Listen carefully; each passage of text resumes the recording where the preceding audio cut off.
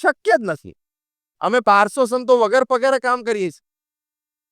V don't have a bank account, we don't touch money, we don't keep money. એ કાંઈ ઇન્સ્પિરેશનથી કરીએ છીએ? આ બે જ શુદ્ધ ભાવે સમાજની સેવા કરવી છે અને ભગવાનની પ્રસન્નતા ભક્તિ કરીને પ્રાપ્ત કરવી છે.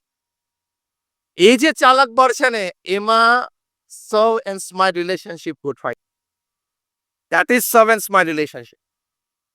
અને અમને 1200 સંતોને પ્રમુખ સાહેબ દીક્ષા આપી. એમાં 750 થી વધારે સંતો graduate, post graduate, chartered account, doctors, engineers છે. એમાંથી 150 થી પણ વધારે સંતો બોર્ન અમેરિકન અને બ્રિટિશ સિટીઝન છે. એમાંથી અમારા 50 થી પણ વધારે સંતો Stanford, Harvard, Carnegie melon, Yale અને કિલોંગમાં ભણેલા છે. માઇક્રોસોફ્ટ, ગૂગલ અને નાસામાં કામ કરીને આવેલા છે. 24-25 વર્ષની ઉંમરે બોર્ન અમેરિકન સિટીઝન હોય, એ 24-25-26 વર્ષની ઉંમરે $1.5 લાખ, $2 લાખ સેલરી છોડીને અહીંયા સાધુ થયા. આમ એટલા માટે કહ્યું, તમને એમ ના લાગે કે નહીં ફાવ્યું નહીં જામ્યું એટલે અહીં ગોઠવાઈ ગયા. બહુધા સંતોને જુઓ એટલે પહેલો વિચાર એ આવે કે આને બિચારાને નહીં જામ્યું હોય, નહીં ફાવ્યું હોય. કોક એવું બોલે, કોકે આને નહીં દીધું હોય એટલે બિચારા સાધુ થઈ ગયા, એવું નથી. વી નો વાય વી આર હિયર. અમે અહીંયા કેમ આવ્યા એમને ખબર છે. તમારામાંથી 30 વર્ષથી 30 વર્ષની ઉંમરના કે 30 વર્ષથી નીચેના હોય, આંગળી ઊંચી કરો તો ઘણા બધા બેઠા છે. જેને આંગળી ઊંચી કરીને એ તમે લોકો જન્મ્યા ને એ પહેલા મેં એન્જિનિયરિંગ પૂરું કરેલું, અને that too from a government state college. કારણ કે 30 વર્ષ પહેલા પ્રાઇવેટ કોલેજીસ હતી જ નહીં. અત્યારે જે 50% 55% કોમ્પ્યુટર એન્જિનિયરિંગમાં એડમિશન મળે છે ને, હોતું નહીં વખત. આમ એટલા માટે વાત કરી કે કોઓપરેટિવ ભાવના હોય ને તો વ્યક્તિઓ તમારી સાથે વધારે સારી રીતે જોડાય. પ્રમુખ સ્વામી મહારાજની કોઓપરેટિવ ભાવના હતી કે દરેકનો સાથ સહકાર લઈને આપણે દરેકને સુખી કરવા છે. એમનું જીવન સૂત્ર હતું કે બીજાના સુખમાં આપણું સુખ, બીજાના આનંદમાં આપણો આનંદ, બીજાના ઉત્કર્ષમાં આપણો ઉત્કર્ષ. આ કોઓપરેટિવ સૂત્ર કહેવાય ને. પ્રમુખ સ્વામી મહારાજનું જીવન સૂત્ર એ કોઓપરેટિવ સૂત્ર કહેવાય. શું? બીજાના સુખમાં આપણું સુખ, બીજાના ઉત્કર્ષમાં આપણો ઉત્કર્ષ, બીજાના આનંદમાં આપણો આનંદ. It's a cooperative sector. Am I right or wrong? Vishwanathan ji, अन्य के सुख में हमारा सुख, अन्य के उत्कर्ष में हमारा उत्कर्ष. That is the principal motto of the cooperative sector.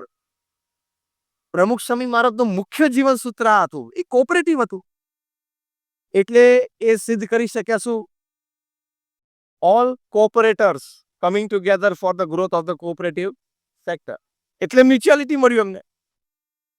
તો ત્રીજી વાત આ સમજવાની કે ઘરમાં પણ આપણે, પરિવારમાં પણ કોઓપરેટિવ સેક્ટર છે.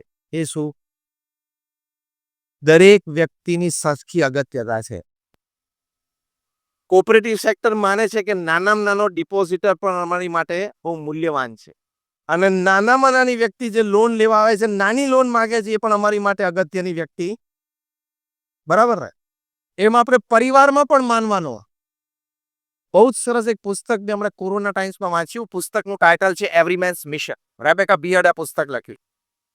રેબેકા બિયર્ડ પોતે એક સાયકાટ્રિસ્ટ, એક સોશિયલ કાઉન્સેલર, એક પબ્લિક સ્પીકર અને પોતે એક એનજીઓ ચલાવે છે. એમણે પોતાનો એક પ્રસંગ લખ્યો છે કે એકવાર આવા એક સમારંભમાં પોતે બોલ્યા અને પછી કોઈક લેડી એમને મળવા માટે આવ્યા. લેડીની ઉંમર 45-50 વર્ષની હશે. એ લેડીએ આ રેબેકા બિયર્ડને કહ્યું કે મારે તમને પર્સનલી મળવું છે અને થોડું સોશિયલ કાઉન્સેલિંગ જોઈએ છે. એટલે રેબેકા બિયર્ડે બીજે દિવસે સવારે 11 વાગ્યાનો એમને ઓફિસે મળવાનો સમય આપ્યો. આ લેડીએ રેબેકા બિયર્ડને કહ્યું કે મને છે ને ઓફિસમાં વધારે મજા આવે છે અને ઘરમાં ઓછી મજા આવે છે. એટલે સોશિયલ કાઉન્સેલિંગ શરૂ થયું. એટલે ઘણા બધા પ્રશ્નો પૂછ્યા અને એના ઉત્તર મળ્યા. એની પરથી ખબર પડી કે ઓફિસમાં કેમ મજા આવે છે અને ઘરમાં કેમ ઓછી મજા આવે છે.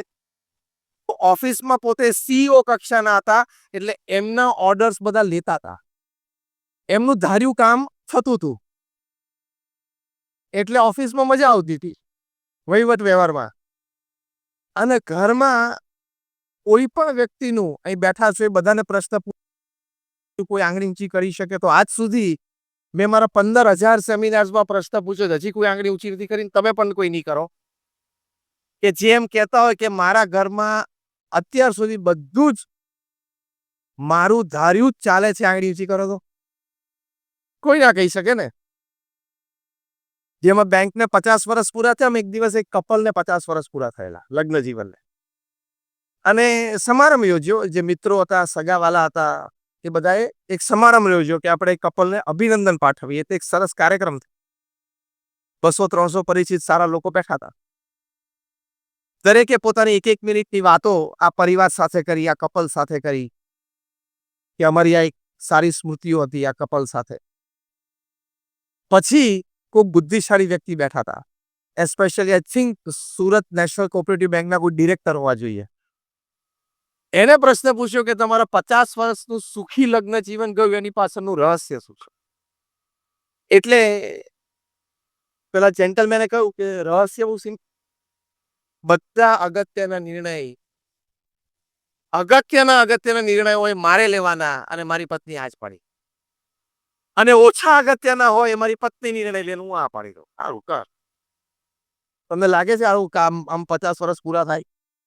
આમાં કોઓપરેટિવ સેક્ટર જ નથી આવતું. કોઓપરેટિવ સેક્ટરમાં તો ડિસ્કસ એન્ડ ડિસાઇડ આવે ને, ડિસ્કસ એન્ડ ડિસાઇડ આવે. વન મેન શો તો ચાલે જ નહીં. એટલે કોઈ બીજા બુદ્ધિશાળી બેઠા હતા, એ ચેરમેન હોવા જોઈએ.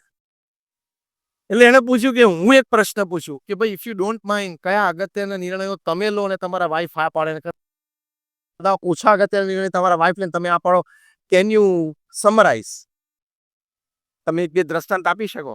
એટલે અમને કહ્યું કે ઓછા અગત્યના નિર્ણય જે મારા પત્ની લઈને હું અમારે આ પાડવાની, કયું ઘર આપણે રહેવા માટે લેવું, એમાં ઇન્ટિરિયર શું કરવા, કઈ ગાડી આપણે લેવી, કઈ ઇન્સ્યોરન્સ પોલિસી આપણે લેવી, છોકરાઓને કઈ સ્કૂલમાં કોલેજમાં ભણવા મોકલવા, પછી પિકનિક કે ટૂર ઉપર જઈએ તો કયા ડેસ્ટિનેશન ઉપર જવું, કેટલા દિવસ માટે જવું, એમાં કેટલો ખર્ચો કરવો, ઘરમાં બધા ફેમિલી મેમ્બર્સ છે, બધાએ કયા કપડાં ખરીદવા ને કયા કપડાં કયા પ્રસંગે પહેરવા, આપણા પરિવારને જે સમાજમાં સંબંધો છે બીજા પરિવાર સાથે, ત્યાં કયા પરિવાર સાથે કેટલો ક્યાં વ્યવહાર કરવો, આ બધી નાની નાની વાતો, નિર્ણયો મારા પત્ની લે હું આ પાડી દઉં.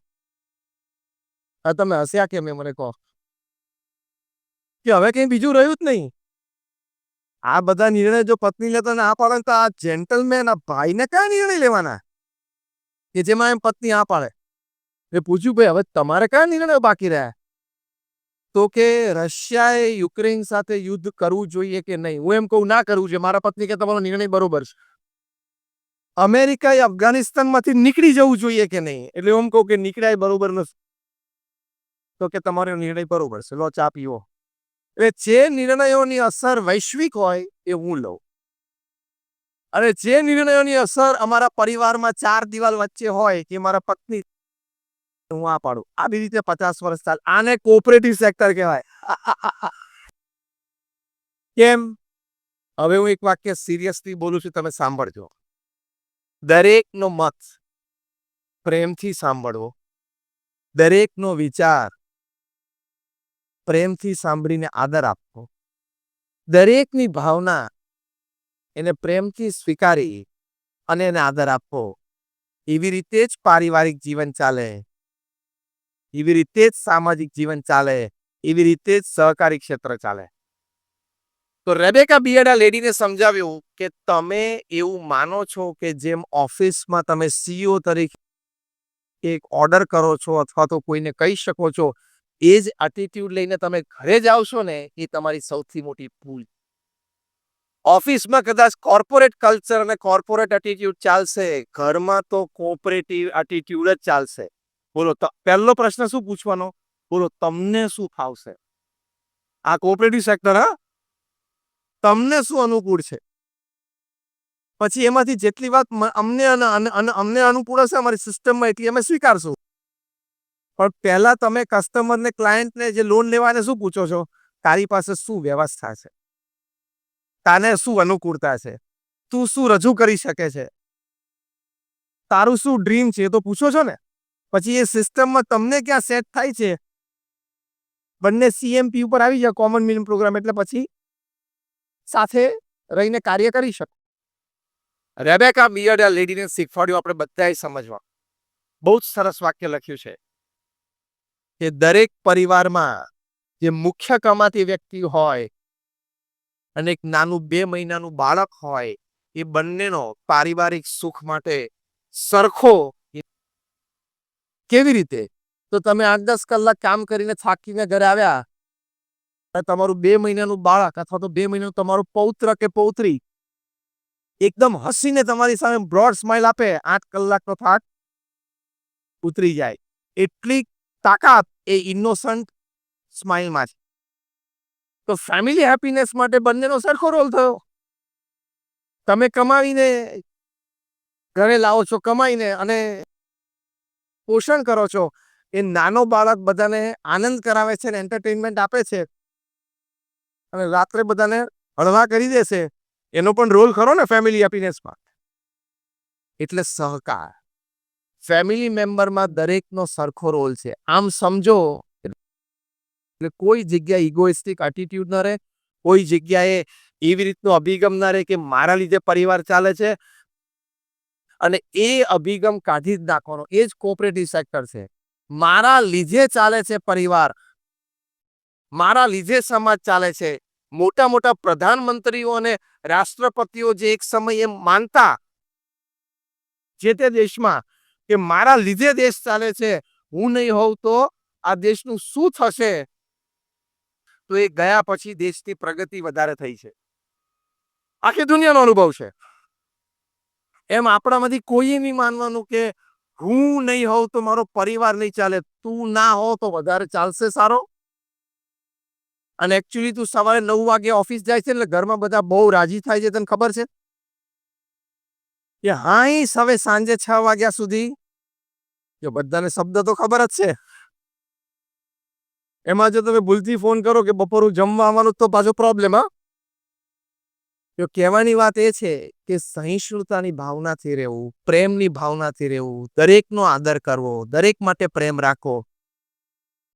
ફેમિલીમાં આપણે સાથે છીએ, કોઈ ઇન્સ્ટિટ્યૂટમાં, કોઓપરેટિવ સેક્ટર હોય કે આપણા બિઝનેસમાં હોય, આપણે બધા સાથે છીએ. સાથે રહેશું તો દરેક પ્રગતિ કરશું, સાથે રહેશું તો દરેકને આનંદ આવશે.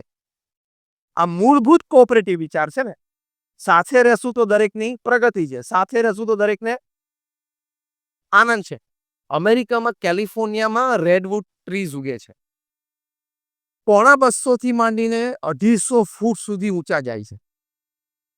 એના થડ એટલા પહોળા હોય છે કે ઘણી વખત આપણે 7-8 માણસો આમ હ્યુમન ચેન કરીને એને બચ ભરવા જઈએ તો પણ એક થડ પણ બચવા ન આવે, એવા મોટા થડ. અને એક થડ તો એવું પહોળું છે કે એમાંથી એક મોટરવે કાઢ્યો છે, રસ્તો જ કાઢ્યો છે, ગાડીઓ જાય છે ઝાડના થડમાંથી. આ રેડવુડ ટ્રીઝ એટલા ઊંચા, એટલા પહોળા અને એટલા વજનદાર છે. આવી કોઈક એન્ટિટી હોય, એનું ફાઉન્ડેશન કેટલું ઊંડું અને મજબૂત જોઈએ. પાછો કેલિફોર્નિયા તો સેસ્મિક ઝોન છે, એટલે કે ત્યાં ભૂકંપ આવવાની શક્યતા છે. બાજુમાં પેસિફિક મહાસાગર છે, એટલે ત્યાંથી વાવાઝોડા અથવા તો તેજ રફતારની હવા તો ફૂંકાતી જ હોય. એના મૂળિયા તો ઊંડા જોઈએ ને, અને તાકાતવાર જોઈએ. બાયોલોજિસ્ટે સંશોધન કર્યું કે આ રેડવુડ ટ્રીઝ જે 250-250 ફૂટ સુધી ઉપર જાય છે, 250 થી 250 ની રેન્જમાં, 250-200 ફૂટ એટલે તમે ગણો ને 17-18-20 માળની ઇમારત. હવે 20 માળનું બિલ્ડિંગ હોય, એનું ફાઉન્ડેશન કેટલું ઊંડું જોઈએ, કેટલું તાકાતવાળું જોઈએ. આ રેડવુડ ટ્રીઝના મૂળિયા 6 થી 8 ફૂટ જ ઊંડા છે. તો પણ છેલ્લા 200 વર્ષમાં જ્યારથી આ સંશોધન થયું, રેકોર્ડ લખાય છે, એક પણ રેડવુડ ટ્રી પડ્યું નથી. વાવાઝોડામાં નહીં અને નાના મોટા ભૂકંપના આંચકામાં પડે. એટલે તો બહુ આશ્ચર્ય થયું કે 200 ફૂટ ઉપર જાય, 10 માણસ બચવા લેવાનો પ્રયત્ન કરે ભેગા થઈને, તો એનું થડ બચમાં આવે નહીં. આટલા ભારે, એટલે ખાલી 6 ફૂટ કે 8 ફૂટ જ એના મૂળિયા ઊંડા છે. એટલે બાયોલોજિસ્ટે સંશોધન કર્યું અને એક બહુ જ આશ્ચર્યકારી ઘટના સામે આવી. Cooperative sector. શું દુનિયાભરના વૃક્ષોના મૂળિયા જમીનની નીચે પાણી અને મિનરલ્સ માટે ઝઘડે છે, જેમ જમીન ઉપર આપણે ઝઘડીએ છીએ. આપણે પણ જમીન માટે, પૈસા માટે, બીજા રિસોર્સિસ માટે ઝઘડીએ છીએ. એટલે પૃથ્વી ઉપર માણસ ઝઘડે છે, પૃથ્વીની નીચે વૃક્ષોના મૂળિયામાં સતત ઝઘડો છે. આ બાયોલોજીસ્ટ કહે છે. પાણી માટે, બીજા રિસોર્સિસ માટે, મિનરલ્સ માટે. રેડવુડ ટ્રી પૃથ્વી ઉપર એક જ વૃક્ષ એવું છે કે જમીન નીચેના મૂળિયા એકબીજા સાથે આમ એન્ટેંગલ ઝઘડતા નથી અને એકબીજા માટે શેર એન્ડ કેર ની ભાવના છે. આ cooperative sector. Share and care આ કોઓપરેટિવ સેક્ટર.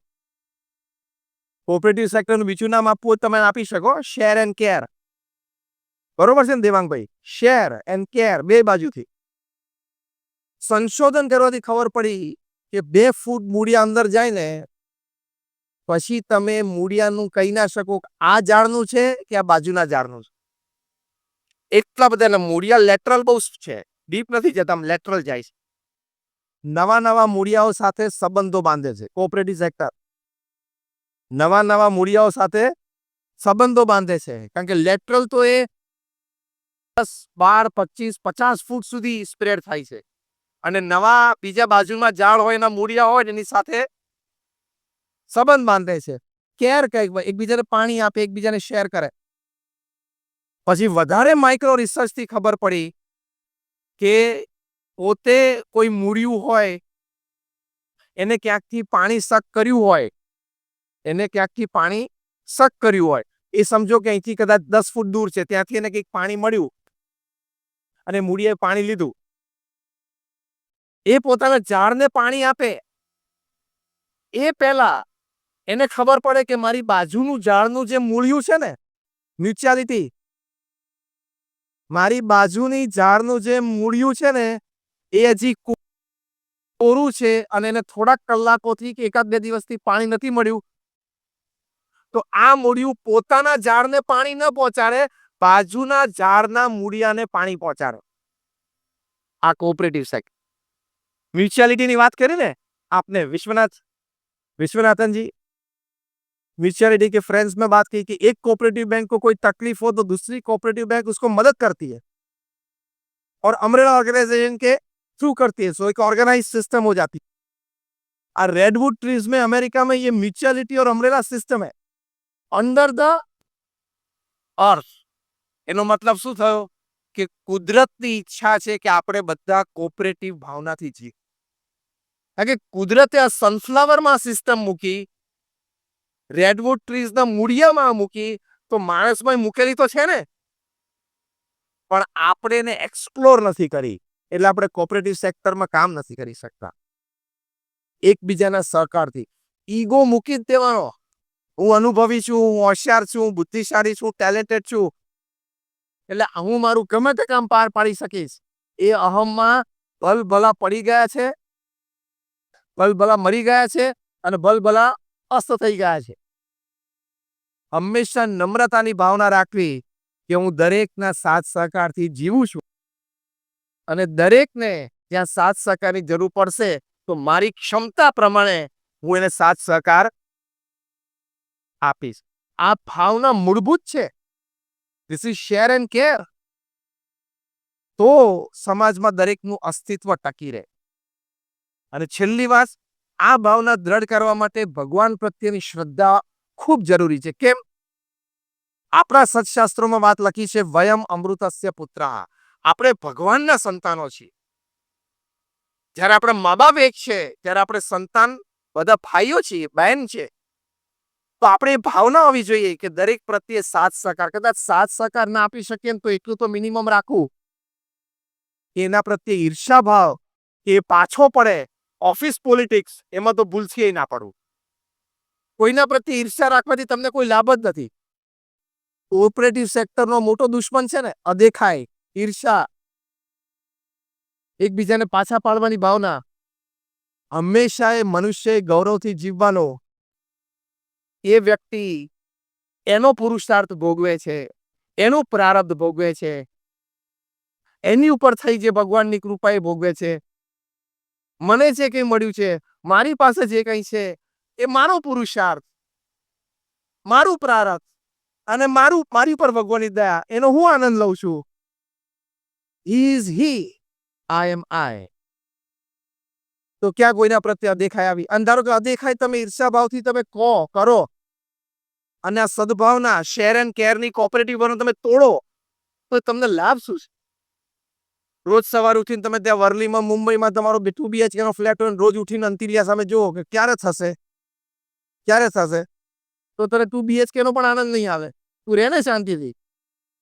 એ એમનું નસીબ અને એમનો પુરુષાર્થ ભોગવે છે. તું તારું નસીબ ને તારો પુરુષાર્થ ભોગવ ને. It is as simple as this. Am I right? Yes or no? As simple as this. તો કોઈના પ્રત્યે અદેખાઈ ના હોય એ બહુ જ મોટું કોઓપરેટિવ ભાવના છે. કે ભાઈ એ છે, એનું નસીબ ભોગવે છે, એનો પ્રારબ્ધ ભોગવે છે, એનો પુરુષાર્થથી આનંદ કરે. હું મારા પુરુષાર્થ, મારા પ્રારબ્ધ પ્રમાણે જીવનમાં આનંદ કરું છું. એ પ્રમાણે મને મળ્યું છે. આજે દરેક વ્યક્તિ જો મિલિયનર બની જાય પછી એની માટે કામ કોણ કરે? દરેક વ્યક્તિ અહીંયા સ્ટેજ ઉપર બેસે તો ઓડિયન્સમાં કોણ બેસે? હવે અરીસા સામે આપણે ઉભા રહ્યા, તો હસતા વાત કરું છું. અરીસા સામે ઉભા રહ્યા તો દરેક વ્યક્તિને એમ લાગે કે ભગવાને 10% જો ગોઠવી દીધું હોત ને, તો હું પણ એકાદા વુડમાં ચાલી જાત. એકાદા વુડમાં, બોલિવૂડ, ટોલિવૂડ, કોલિવૂડ, ફોલિવૂડ જેટલા વુડ છે પૃથ્વી ઉપર લાકડા, એમાંથી 10% જો ભગવાને ગોઠવી નાખ્યું હોત ત્યાં બરોબર આ મોઢું, તો હું ચાલી જાત. પણ એ 10% થિયેટરો ભરવા માટે જ બાકી રાખ્યું છે. એ તો બધા સ્ક્રીન ઉપર ચડી જાય, તો અહીં કોણ રહે? આ વાત મેં એટલા માટે કરી કે આપણે કોઈ અદેખાઈ રાખવાની જરૂર નહીં કે એ આગળ વધી ગઈ. અગેન એના પુરુષાર્થ, એના પ્રારબ્ધ પ્રમાણે ચાલે છે. હું મારા પુરુષાર્થ અને મારા પ્રારબ્ધ પ્રમાણે ચાલું છું. એ છે, હું છું. સાથ સહકારની ભાવનાથી જીવશું. એને જ્યારે મારી મદદની જરૂર છે ત્યારે હું મદદ કરીશ. મારે જ્યારે એની મદદની જરૂર છે ત્યારે હું એની પાસે મદદ માંગી લઈશ. એ કોઓપરેટિવ સેક્ટર. તો આવી ભાવનાથી આપણે જીવીએ. પ્રમુખ સ્વામી મહારાજ કહેતા, ભગવાન સૌનું ભલું કરો. એટલે આપણે દરેકની પ્રત્યે આવી સદભાવના રાખીએ, એ આપણામાં મૂળભૂત હૃદયમાં એક કોઓપરેટિવ ભાવના કહેવાય. એ આજે 50 વર્ષ અહીંયા સુરત નેશનલ કોઓપરેટિવ બેંકને પૂરા થયા. એ ભાવના આપણે દ્રઢ રાખવાની છે. ફરી એક વખત ખૂબ ખૂબ અભિનંદન છે સુરત નેશનલ કોઓપરેટિવ બેંકને, એમના ચેરમેન શ્રી દેવાંગભાઈને અને બોર્ડ ઓફ ડિરેક્ટર્સ તમામને કે ખૂબ સારો આ કાર્યક્રમ એનું આયોજન કર્યું. આગળ ઉપર પણ બેંકની ખૂબ પ્રગતિ થતી રહે. અને ફરી એક વખત નાની યાદી કે પેલી કેપ જરા ઊંચી થાય, 1%માંથી 10, 15, 25% સુધી પહોંચે, જેથી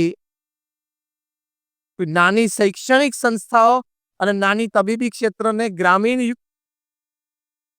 વિસ્તારોમાં તમારા બધાના કોઓપરેટિવ બેંકોને સાથ સહકાર મળતો રહે, એવી પ્રાર્થના સાથે આપ સર્વે પણ અહીંયા પધાર્યા છો આટલી મોટી સંખ્યામાં. એ બેંકનો તમારા માટેની જે ભાવના, તમને જે બેંક માટેનો વિશ્વાસ, એ આ સંખ્યાથી આજે સાબિત થયો. આપ સૌનો આભાર. Thank you very much. All prayers for all of you. Please give him standing ovation. તાળીઓ જોરવા વાગવી જોઈએ. આગળ વધી ગયો. અગેન એના પુરુષાર્થ, એના પ્રારબ્ધ પ્રમાણે ચાલે છે. હું મારા પુરુષાર્થ અને મારા પ્રારબ્ધ પ્રમાણે ચાલું છું. એ છે, હું છું. સાથ સહકારની ભાવનાથી જીવશું. એને જ્યારે મારી મદદની જરૂર છે ત્યારે હું મદદ કરીશ. મારે જ્યારે એની મદદની જરૂર છે ત્યારે હું એની પાસે મદદ માંગી લઈશ. એ કોઓપરેટિવ સેક્ટર. તો આવી ભાવનાથી આપણે જીવીએ. પ્રમુખ સ્વામી મહારાજ કહેતા, ભગવાન સૌનું ભલું કરો. એટલે આપણે દરેકની પ્રત્યે આવી સદભાવના રાખીએ, એ આપણામાં મૂળભૂત હૃદયમાં એક કોઓપરેટિવ ભાવના કહેવાય. એ આજે 50 વર્ષ અહીંયા સુરત નેશનલ કોઓપરેટિવ બેંકને પૂરા થયા. એ ભાવના આપણે દ્રઢ રાખવાની છે. ફરી એક વખત ખૂબ ખૂબ અભિનંદન છે સુરત નેશનલ કોઓપરેટિવ બેંકને, એમના ચેરમેન શ્રી દેવાંગભાઈને અને બોર્ડ ઓફ ડિરેક્ટર્સ તમામને કે ખૂબ સારો આ કાર્યક્રમ એનું આયોજન કર્યું. આગળ ઉપર પણ બેંકની ખૂબ પ્રગતિ થતી રહે અને ફરી એક વખત નાની યાદી કે પેલી કેપ જરા ઊંચી થાય 1% 10, 15, 25% સુધી પહોંચે જેથી નાની શૈક્ષણિક સંસ્થાઓ અને નાની તબીબી ક્ષેત્રને ગ્રામીણ વિસ્તારોમાં તમારા બધાના કોઓપરેટિવ બેંકોને સાથ સહકાર મળતો રહે એવી પ્રાર્થના સાથે આપ સર્વે પણ અહીંયા પધાર્યા છો આટલી મોટી સંખ્યામાં. એ બેંકનો તમારા માટેની જે ભાવના, તમને જે બેંક માટેનો વિશ્વાસ એ આ સંખ્યાથી આજે સાબિત થયો. આપ સૌનો આભાર. Thank you very much. All prayers for all of you. Please give him standing ovation. તાળીઓ જોરવા આવવી જોઈએ. આપણે પાણીમાં માછલીની જેમ તરતા શીખ્યા અને હવામાં પક્ષીની જેમ ઉડતા શીખ્યા, પણ એક સારા માણસની જેમ પૃથ્વી ઉપર ચાલતા ના શીખ્યા. આ જ્યારે 21મી સદીની વાસ્તવિકતા છે, એની વચ્ચે જ્યારે આપણે રહીએ છીએ, આપણું આ 60-70 વર્ષનું જીવન છે, 5-10 પ્લસ માઇનસ ભગવાનની ઈચ્છાથી, એમાં આપણે બધાએ સુખી થવું છે. હા કે ના? Just rays your hands if you say yes. આપણે બધાને શાંતિ જોઈએ છે. યસ ઓર નો? આપણે બધાને સમૃદ્ધિ જોઈએ છે. યસ ઓર નો? આપણે બધાને એક ક્રાઇમલેસ વર્લ્ડ જોઈએ છે. યસ ઓર નો? એની માટે દરેક વ્યક્તિએ પોતાનો અભિગમ એટલે કે દ્રષ્ટિકોણ વત્તા વિચારધારા વત્તા આપણું વર્તણૂક એ સવડો, ઊંચો અને પવિત્ર જોશે. ઘણા વર્ષો પહેલા એક વાતનું ચિંતન બહુ થયું. લગભગ 90sમાં ઘણા બધા વિચારકો એમ વિચારતા કે આવું પૃથ્વી ઉપર બને છે કેમ કે ઘણી વખત તમે તમારો પુરુષાર્થ ખૂબ કરો, તમારા રિસોર્સિસ ઇનફ તમે મૂકી દો, છતાં સફળતા ઓછી મળે અથવા તો નિષ્ફળતા પણ મળે. ઘણી વખત you put in less resources, ઓછો પુરુષાર્થ હોય છતાં સારી સફળતા મળી જાય, એવા પ્રસંગો બને છે. બીજું એક દ્રશ્ય જોવા મળ્યું કે ઘણી વખત વ્યક્તિ પાસે સુખ સગવડના સાધનો ઓછા હોય છતાં એ સ્થિર હોય, શાંત હોય અને સુખી જીવતો હોય.